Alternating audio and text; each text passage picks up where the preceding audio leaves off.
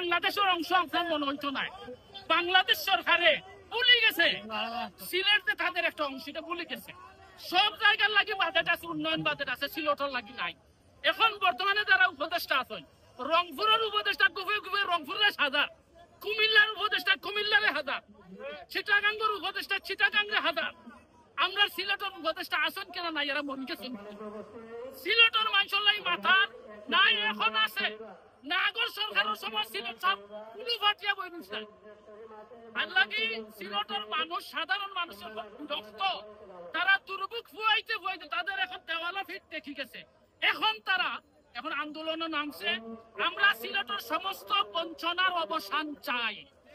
আমাদের সাথে আমাদের রেমিটেন্স যোদ্ধা সারা পৃথিবীতে ছড়িয়ে আছে সিলেটিরা, তারা আছে আমাদের সাথে। তারা চায়, আমরা সিলেটবাসী চাই সিলেটের সমস্ত বঞ্চনার অবসান হোক। যদি আমাদের আজকের ঘোষণায়